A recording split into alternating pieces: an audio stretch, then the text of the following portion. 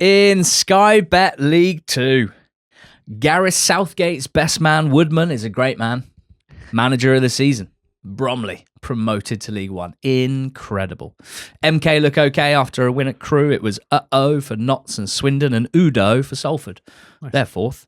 Chesy's lead trimmed by Grimsby and Barnet at the bottom. Walsall crack off Barrow.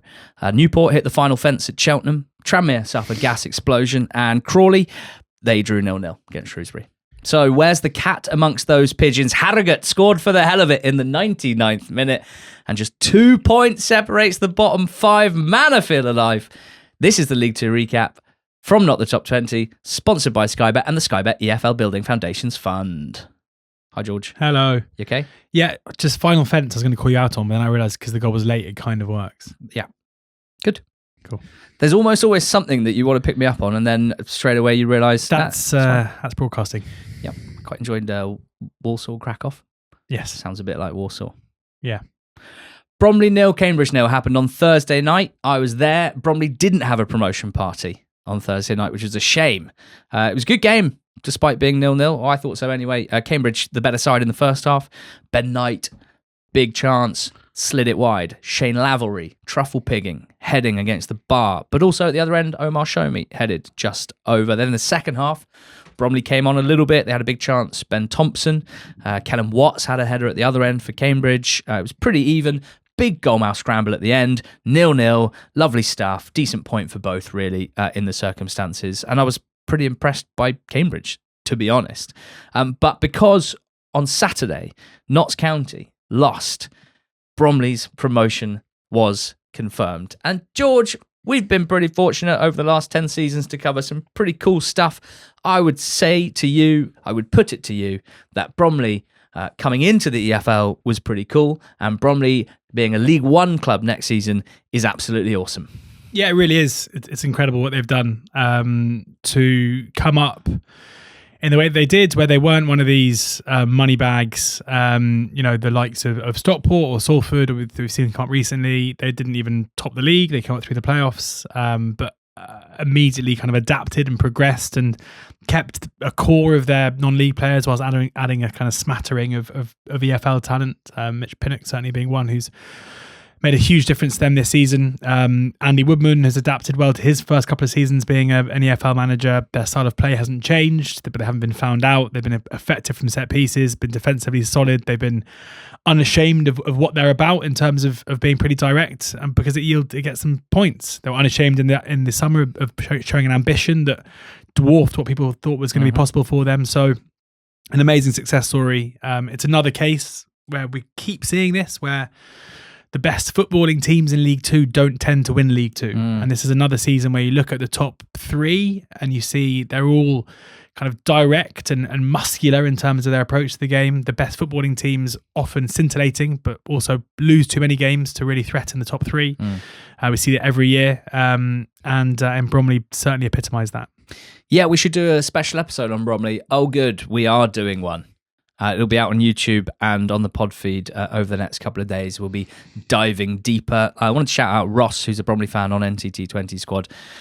Just kind of put it into a perspective, really. He said he started going back in 2003 in the Isthmian League. I've spent a fair amount of time over the last 10 years watching Kingstonian in various Isthmian leagues and now the Southern League.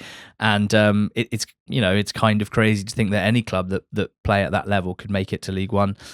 Most of Bromley's history had been down in the 8th tier, and now here they are. And Andy Woodman is kind of the Pied Piper, I guess, in many ways. He's always keen to credit the owner, and I think that's right. And there they were at the awards last night, having a fantastic time, and deservedly so. But for Woodman, he took over. Bromley they had established themselves in the National League, but he took them to another level, really, winning the FA Trophy against Wrexham in 2022, promotion in May 2024, and now promotion to League 1 with pretty small budgets. They are another example, a bit like we talked about with Lincoln a couple of weeks ago. They are to me a genuine example of like the beauty of team sport, and this team sport in particular, of what you can achieve through things that aren't to do with I don't know, pure quality or pure finances or financial heft. It's amazing how teams can be so much more than the sum of their parts, and that is basically the beauty of the whole sport for me. Cambridge, They need 2 wins for promotion, definitely, and they got a chance to do that. Home to Grimsby on Tuesday, their game in hand. They're also at home to Barrow over the weekend, and then they're at Crewe to finish. I think they'll get over the line. I really enjoyed watching them, actually. I thought they were impressive at Bromley. Very tough team to play against, Bromley. They ask different questions to anyone else, really, and I thought Cambridge dealt with it really well, and in doing so, also managed to create a fair bit of their own, certainly in the first half. So there was a bit of chat before the game about them 2 clubs having a similar playing style, and I don't necessarily buy that. I think Bromley's is much more extreme than Cambridge, and obviously has been more effective in terms of results this season. But I think Cambridge, footballing wise, they have developed quite a lot this season, and they probably have a little bit more about them in terms of, well, in non-direct play, shall we say. Maybe that's because they've got Ben Knight and Shane Lavery in attacking areas, so there's not much point pumping it up to them. MK Dons, they are very close to automatic promotion being confirmed. They did the job at Crewe on the weekend. And you feel like they're desperate to win the league as well, because this is a title race that is now on, having looked like it might be off, with MK winning their last 2 games, one of which was against Bromley. They went to Crewe and they beat them 3-1. MK had been good from set pieces all season, so no surprise that the first 2 goals came from set pieces. Curtis Nelson and Marvin Ekpateta, with the 2 goals kind of flanking, or the first half, one early on, one right at the end. But then the one goal that you probably, that I certainly picture MK scoring a lot, is Alex Gilby planting the ball in the corner from the edge of the area, and that's exactly what he did, score the 3rd goal, having another unbelievable season, and a player that I think will be a key one for them in League One next season, as and when they get promoted. Thibaut scored a really scrappy goal that I think will frustrate MK, that they weren't able to keep a clean sheet, but they saw out the game pretty well. Again, from MK, it wasn't great in possession, but they've got the quality from the set piece situations and open play to win games. And it's interesting because Bromley go to Salford on Thursday night. Should Bromley not win that game, then MK will go top if they beat Tranmere at home, which they are, I think, 1-3 to do on Saturday. At the moment it's looking more likely than not, I would say, that MK will be top of the league going into final day. Yeah, you mentioned Salford. They beat Oldham. Big weekend for them, winning at Oldham. 2 first half goals, really quick out the traps here. Impressive, this from Carl Robinson's team. Set piece goal, Garbett to Oluwo, who's a big threat from those. Graydon had a chance, which he didn't take. Then Graydon won a big aerial knockdown into Udo, who did the rest for 2-0. Oldham's goal in the second half was a lovely lob from Hawks, running in behind, but Salford had the next big chance. Graydon, another big miss. Maybe Graydon's cursed. Maybe he's just exhausted. We love our Ryan Graydon availability stats. He has started all 20 games since joining Salford in January. He's only been subbed off 4 times for a total of 20 minutes rest in that time. And it shows in front of goal, but I maintain he's still an excellent player, and I guess that's why he plays almost every minute.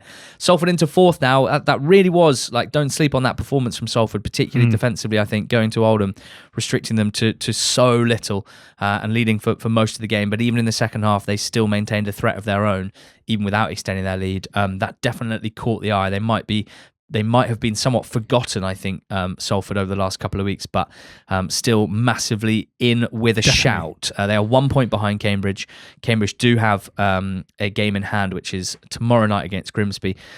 Salford play Bromley at home on Thursday, so whatever happens in that Cambridge-Grimsby game, if Cambridge don't win that, then Salford will go above them heading into the weekend. The Oldham locomotive just ran out of steam in the end. What a ride it was the last couple of months. But they really have hit the clappers. Is that a phrase? Yes. Hit the clappers. Yeah. Notts, they lost at home to Barnet. They've hit the clappers somewhat. Barnet, quite the opposite. Yeah, Barnet's season looked like it was done and dusted not long ago, but now suddenly they sit just 3 points off the playoffs, and they're playing really well. Kawonga Tishmanga still scoring a lot of goals. It was his brace here, 2 really good finishes either side of a Jody Jones penalty that put Barnet ahead in this one, and they saw it out really well. It's funny with Barnet because we were very sweet on them before the season started. The underlying numbers were all very good. And just at the moment where it felt like everyone kind of gave up on them, they're now posting really good numbers and getting really good results. And my prediction with Barnet is that if they can force their way into the playoffs, I think they're going to be really hard to beat. Because again, at the moment they've found a way now at this level to kind of win games consistently to go along with the promising performances. So that is significant for them. 3 points off the top 7, but with Chesterfield, Swindon and Grimsby all playing each other in the next couple of games, Barnet know that teams beneath them above them are going to be dropping points, and they'll probably fancy their chances that if they can beat Gillingham at home and Harrogate away, they're going to put themselves in with a massive chance of finishing in the top 7. It's hit the buffers. It's not hit the clappers. What's hitting the clappers? You go like the clappers. It's when you're going really fast. Barnet going like the clappers. Barnet going like the clappers, and not Notts County the buffers. Calm down. Look, we knew that sticking around post EFL Awards, getting that last bottle of Peroni at a disgusting price point, but a very delicious beer. Why are you lying about what beer we're drinking? You weren't there for this, mate. You'd gone home. All right, okay. I'm talking about the one I had after you left. I just suddenly wondered if we had a deal with Peroni that I didn't know about. No, not yet. Nastro Azzurro, taste of Italy. That's one of your reads. Did have a nice chat with Hull manager, big Sergei Yakirovich. He is a big man, I tell you. Anyway, where have we got to? And if you like Peroni... Kabongo Shamanga. Yes. We might as well be sponsored by him because he scores loads of goals. 7 in 6. Notts County, having been in a good position in this top 3 battle, certainly see Salford go into the role of being the main danger, I guess, to Cambridge at this moment. And they've got to be a little bit careful, having lost 3 of their last 4 games with Colchester and Bristol Rovers to come. You should think they get over the line, but if they were to lose both, then there's a chance they may fall out of the 7. Yeah, so the picture. Say. Bromley 84, MK 82. Looks like a title race between those two. Cambridge might have a say if they win against Grimsby on Tuesday. They are 4 points back from MK on 78. Then there's the dotted line. Salford are on 77, not 76. Swindon 75. That's the autos picture. Are Swindon part of it? Well, you can make a case any which way with Swindon, really, because they drew 2-2 at home to Accrington.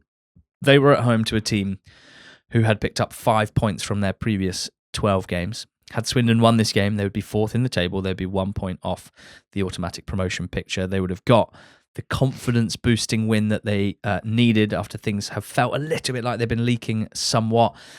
And they drew 2-2 and in pretty heartbreaking fashion. Aki scoring in the first minute.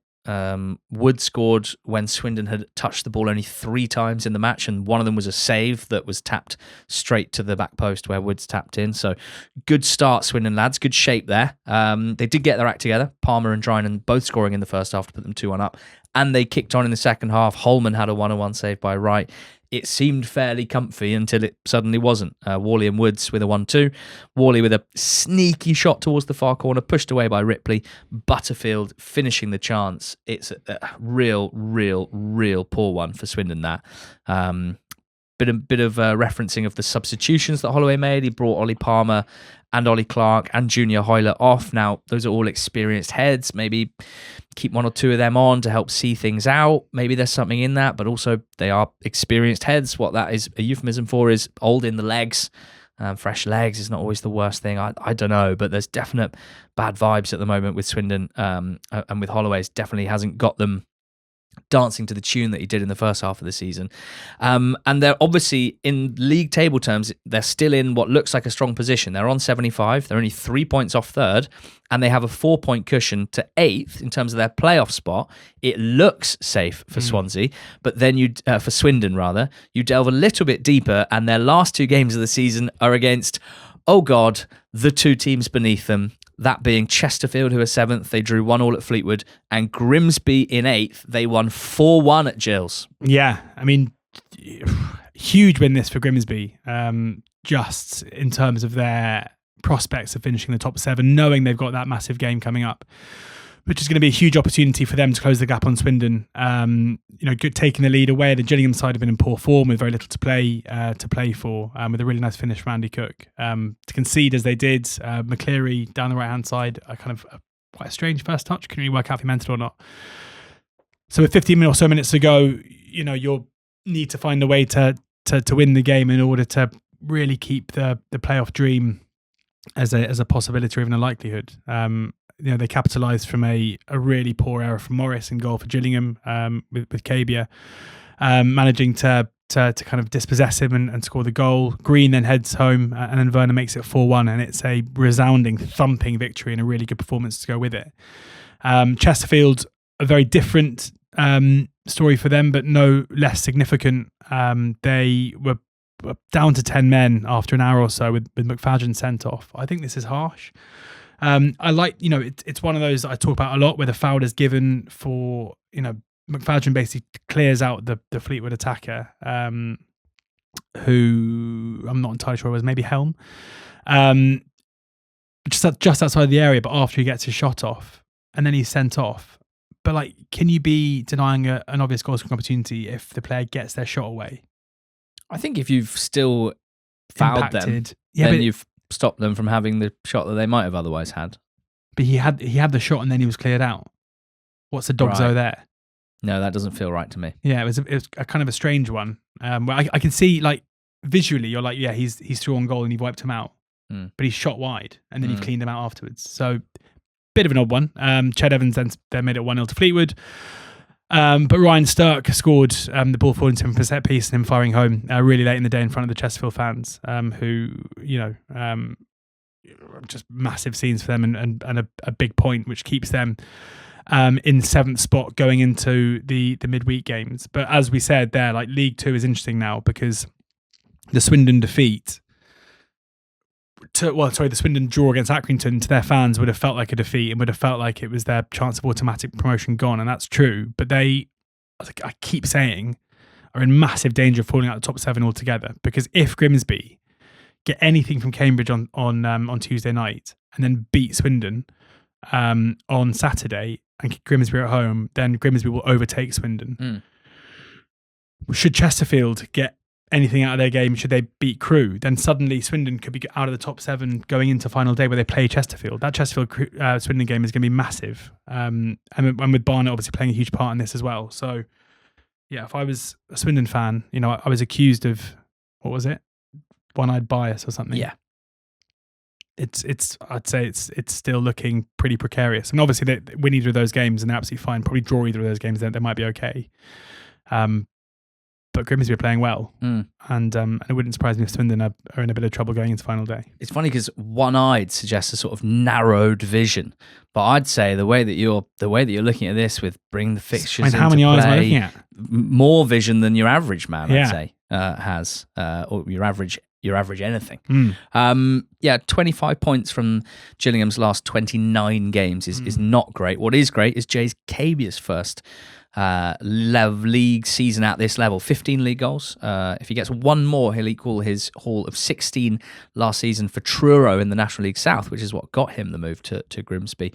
The playoff picture, as you so eloquently laid out: Swindon on 75, Chesterfield on 73, Grimsby on 71, Grimsby at Cambridge on Tuesday night. I'm going to be there. I can't wait. And Swindon's last 2 games against Chesterfield and Grimsby, in not that order, it is tantalising, and it's even better down at the bottom, where I'm going to start with Harrogate 1, Colchester 0, a game in which Harrogate, the league's bottom club, who were being written off, who seemed like they were drifting away, saw Colchester hit the bar at 0-0, had chances of their own, Cass at the back post in injury time, saved by the Colu keeper. Then, in the next few minutes, in injury time, Colchester had 4 shots in that time, still at 0-0, and there was still time for Harrogate to go up the other end. They won a corner. Bryn Morris gets up, heads it off the bar.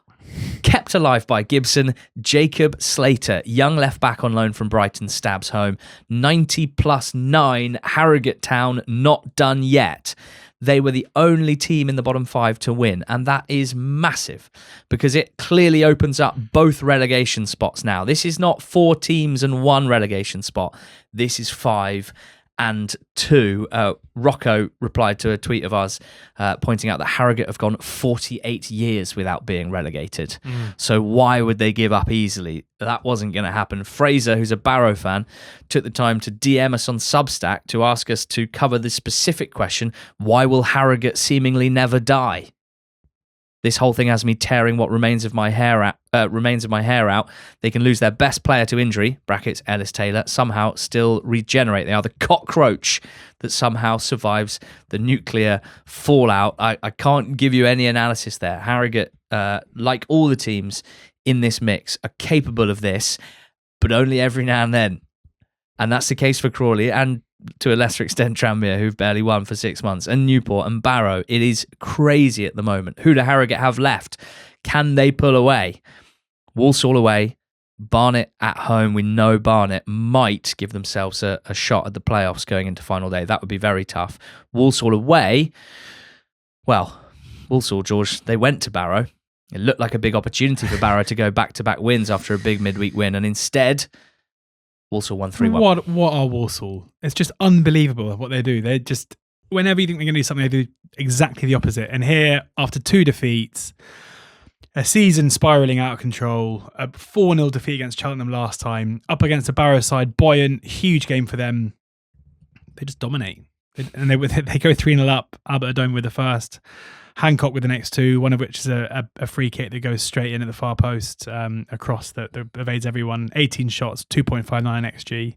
Just a really strong performance that is going to count for nothing. And if you're a Walsall fan, you're obviously going to be delighted that they got the win, but also wondering where this performance has been for the last couple of weeks when they've had an opportunity to really position themselves in this top 7 race. It won't happen for Barrow.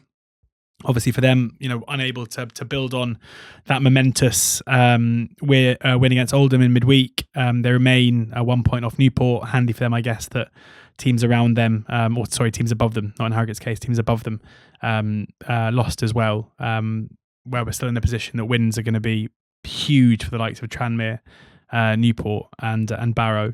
But it all looks like it's going to be geared up towards that final day, with Barrow hosting Newport on Saturday the 2nd of May, and what looks like it's going to be a relegation clash, especially because Barrow face Cambridge away on Saturday, where it's, even if Cambridge, it's very hard to make a case for why they get anything out of that.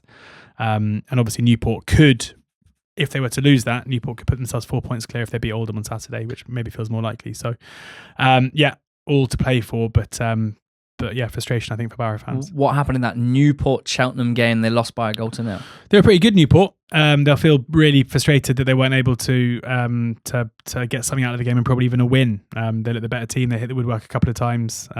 They were good on the day, and then conceded late to a George Miller goal, which hadn't really been coming prior to that.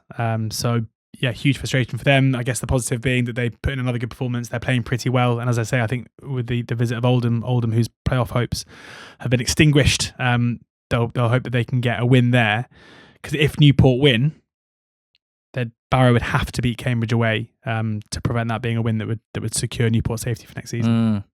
Tranmere, very much in the conversation. They lost again at home to Bristol Rovers. 7 wins in a row for Rovers. Who went 1-0 up, and I must admit my internal monologue watching Bristol Rovers' first goal is, who on earth is that?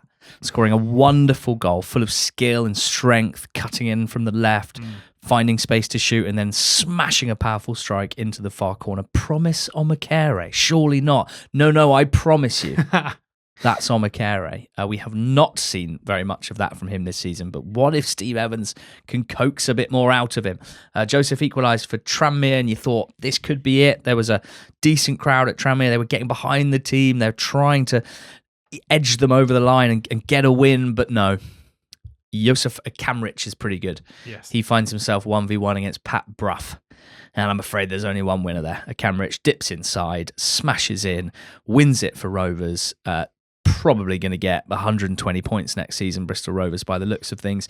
Tranmere, performances have been slightly better in the last couple of games, but very specifically, they don't have anyone that can do what Omakere and Kamrich did in this game to win the game for Bristol Rovers. There was a period where Omari Patrick was doing it, but that's months ago now. There was a period where Charlie Whittaker was scoring some nice goals, but that's months ago now. They've got a poor squad that's also incredibly lacking in confidence and belief, and that is a really bad combo. Now, they have a game in hand, and it's this week at Cheltenham on Tuesday night.